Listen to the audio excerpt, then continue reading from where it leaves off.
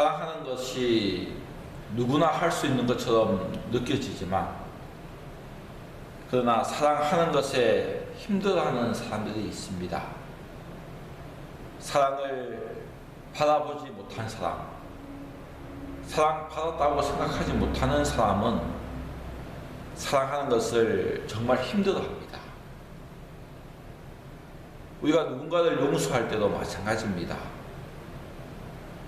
용서를 누구나 할 수 있는 것이 아니고요, 용서를 받아본 그 경험이 있는 사람, 용서를 받고 살아온 사람은 다른 사람들을 쉽게 용서할 수 있습니다.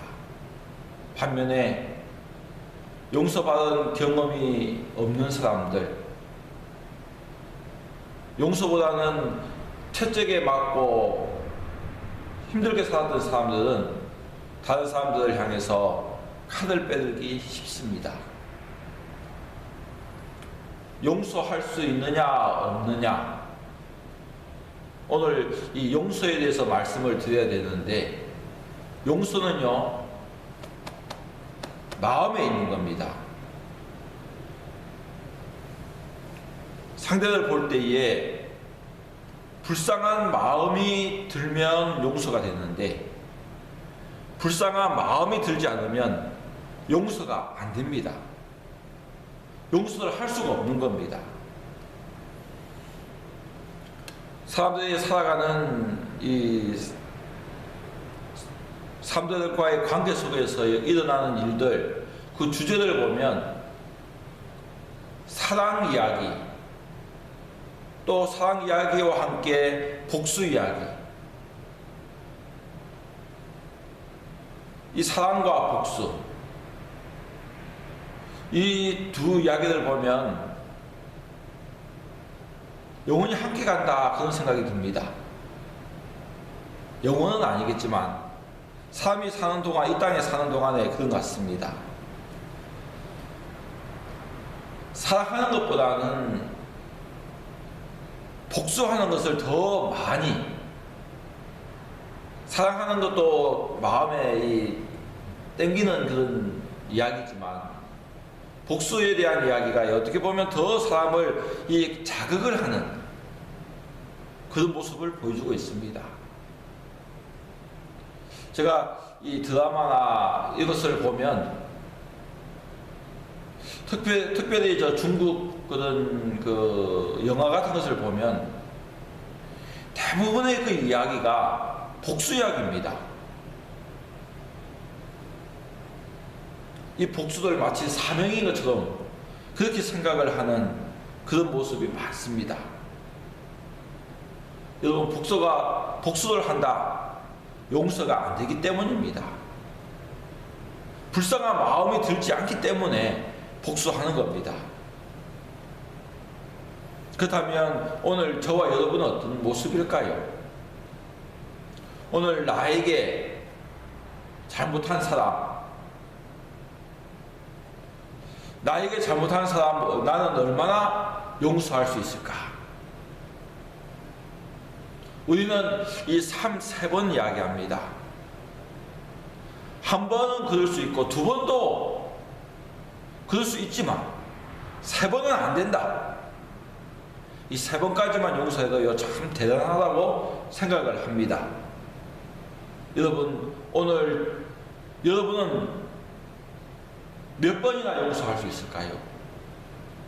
오늘 베드로가 예수님께 질문을 합니다. 몇 번이나 용서하여 주리까? 우리가 지난주에 살폈던 이 말씀처럼 15절에 내 형제가 내게 죄를 범하거든 하면서 지난주에 교회에서 시행하는 권징에 대해서 이 말씀을 드렸습니다. 권징의 목적은요, 살리는 겁니다. 살리기 위해서 권징을 하는데, 그 말을 듣고 돌아오면 사는 겁니다.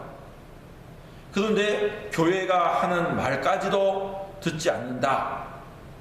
그러면 이방인같이 여겨라, 세리와 같이 여겨라, 즉 뭡니까? 하나님과 관계없는 사람, 예수님과 관계없는 사람으로 취급하라. 이 교회에 주님께서 권세를 주셨습니다. 땅에서 매면 하늘에서도 매일 것이고 땅에서 풀면 하늘에서도 풀리리라. 두세 사람이 내 이름으로 모인 그곳에 나도 함께 있다. 이 교회에 이 천국의 열쇠를 주셨다. 이 교회가 곧 예수님과 같다. 그런 이 권위를 이 교회에 주셨습니다. 그때에 이 베드로가 예수님께 질문을 하는 겁니다. 주여, 형제가 내게 죄를 지으면 몇 번이나 용서하여 주리까? 7번까지 하오리까? 예수님은 이 베드로의 질문에 대답을 하십니다. 7번 뿐만 아니라 7번을 70번이라도 용서하라. 그러면서 1만 달란트 빚진 자의 이 비유를 말씀합니다. 23절에 천국은 그 종들과 결산하려 하던 어떤 임금과 같다. 이 결산할 때에 이 10,000달란트 빚진 이 신하를 데려왔습니다. 근데 이 신하가 보니까요, 갚을 것이 없습니다. 그 왕이, 그 주인이 갚으라고 이야기합니다. 네 몸을 팔고 아내와 자식들과 모든 소유를 다 팔아서 갚아라. 그러자 그 신하가 엎드려서 울며 사정을 합니다. 참아주소서, 내가 반드시 갚겠습니다. 이 주인이 볼 때에 너무 불쌍한 마음이 듭니다. 딱 봐도요, 이 갚을 수 없는 것 뻔히 보입니다. 갚을 수 없는데도 불구하고 눈물을 흘리며 그 호소하는 그 모습이 너무 이 마음에 불쌍해 보입니다. 그래서 그를 풀어줍니다. 그 빚을 다 탕감해 주었습니다. 그리고 이 탕감받은 이 종, 자기에게 빚진 자 한 사람을 붙잡았습니다. 같은 동료입니다. 그 목을 붙잡고 빚을 갚으라고 윽박을 지릅니다. 그러자 그 동료가 엎드려서 사정을 합니다. 조금만 참아주소서. 내가 반드시 갚겠다. 그런데 그 종은 허락하지 않습니다. 네가 이 빚을 다 갚기 전에는 내가 너를 풀어줄 수 없다. 그래서 감옥에다 쳐넣어버렸습니다. 그 모습을 지켜봤던 다른 이 동료들이 정말 안타까워가지고 서로 이야기하는데 그 이야기가 주인의 귀에까지 들어갔습니다. 주인이 그 종을 불러다가 말합니다. 악한 종아, 네가 빌기에 내가 네 빚을 전부 탕감하여 주었는데 내가 너를 불쌍히 여기는 것처럼 너도 네 동료를 불쌍히 여기는 것이 마땅하지 않느냐. 주인이 화가 나서 그 빚을 다 갚도록 그들 옥에다가 가두어버렸습니다. 주인에게 빚진 1만 달란트를 탕감받은 이 종, 자신에게 이 100데나리온의 그 빚진 동료를 용서하지 못했습니다. 자신이 탕감받은 금액은 1만 달란트입니다. 자기가 받을 것은 100데나리온입니다. 여러분, 이건 비교가 안 됩니다. 이 한 달란트가 값어치가 얼마냐면요. 먼저 데나리온부터 이야기하면 이 한 데나리온은 노동자가 하루 일하는 일당입니다. 100데나리온이면 100일 동안 일을 하면 갚을 수 있는 금액이 바로 이 100데나리온입니다. 그런데 이 한 달란트는 얼마냐면은 6천 데나리온입니다. 6천 데나리온. 그런데 만 달란트면은요, 이 6천만 데나리온, 6천만일 일을 해야만이 갚을 수 있는 금액입니다. 이것을 연으로 환산하면 16만 4,383년 갚을 수 없는 금액이라는 뜻입니다. 천문학적인 숫자입니다. 갚을 수 없는 이 금액을 그는 당장 받았습니다. 그런데 얼마 안 되는 이 100데나리온 빚진 동료들 용서하지 못했습니다. 왜 그랬을까요? 그 마음에 불쌍히 여기는 마음이 없었기 때문입니다. 자신이 주인에게 얼마나 이 큰 은혜를 입었는지를 생각한다면 그는 쉽게 용서할 수 있었을 것입니다. 하지만 그는 주인이 자기를 용서해준, 자기를 불쌍히 여겨준 그것에 대해서 고마움을 느끼지 못하고 있는 겁니다. 만약에 주인을 생각했다면 얼마든지 용서할 수 있는 겁니다.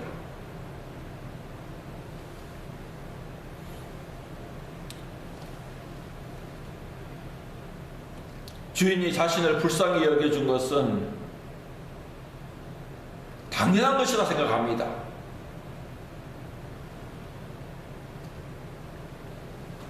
주인에 대한 감사가 없다는 이야기인 겁니다. 주인이 베푼 은혜에 대해서 그는 생각하지 않는다는 이야기인 겁니다. 여러분, 오늘 이 비유에서 이 핵심은 뭡니까? 용서입니다.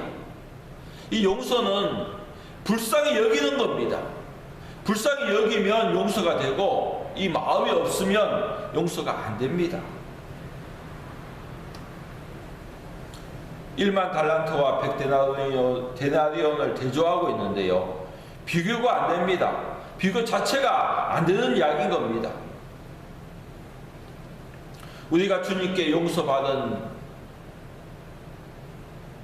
것이 얼마나 큰지 이 1만 달란트 빚진 것과 연결을 시키고 있고요, 오늘 우리가 다른 사람을 용서하는 것, 이 100데나리온에 비교하고 있는 겁니다. 용서에 대해서 주님께서 결론을 내려주십니다.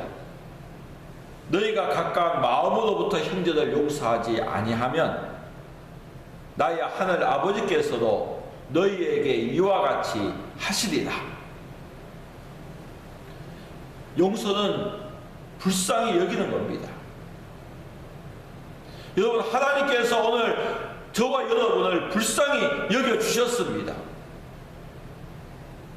오늘 저와 여러분은 이 1만 달란트 빚진 자와 같이 하나님께 용서를 받은 사람들입니다.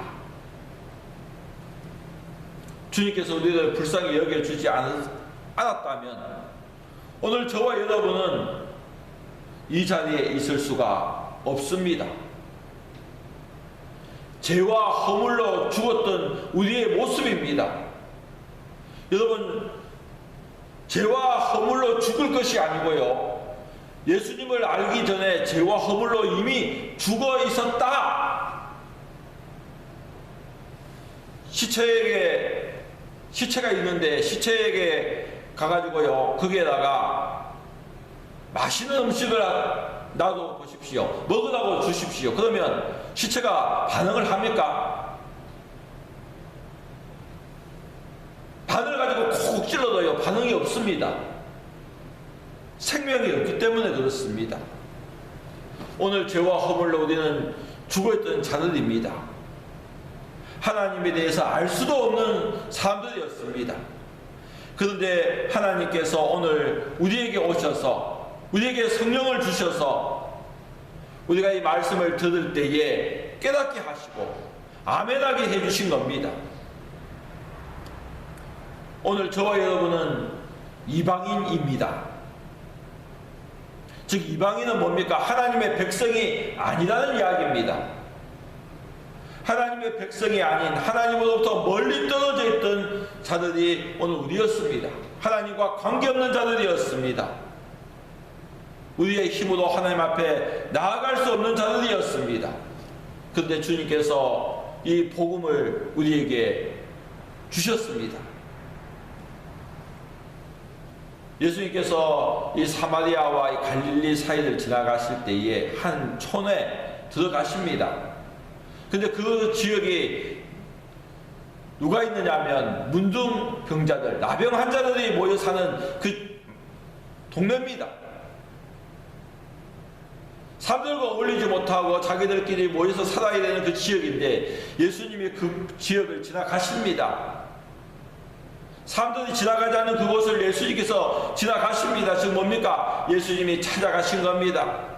주여 우리들 불쌍히 여기소서. 예수 스승님이여 우리들 불쌍히 여기소서. 나병 환자들이 부를 수 있도록 그들에게 찾아가신 것처럼 오늘 우리가 하나님으로부터 멀리 떨어져 있던 우리 저와 여러분을 주님께서 찾아와 주신 겁니다.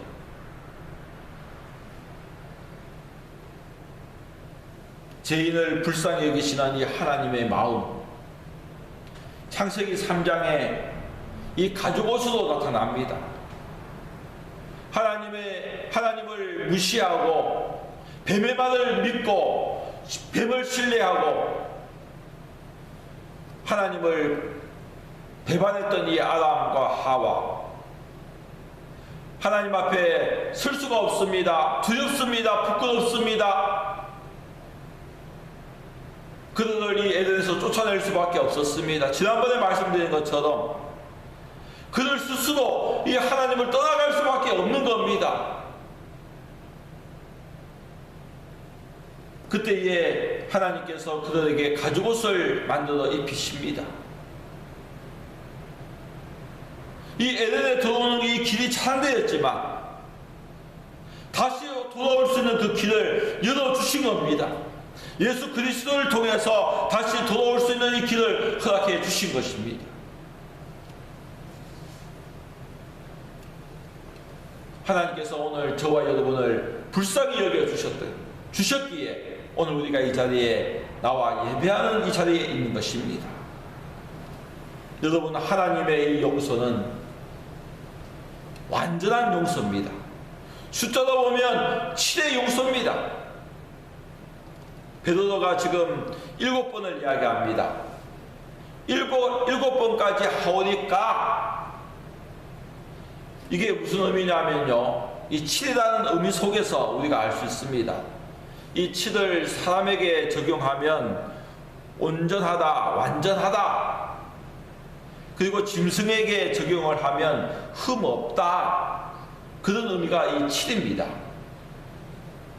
그래서 이 7은 완전을 이야기하는데요, 하나님께서 세상을 창조하실 때에 여러분 며칠 동안 창조하셨습니까? 6일 하면요 땡입니다. 7일 창조입니다.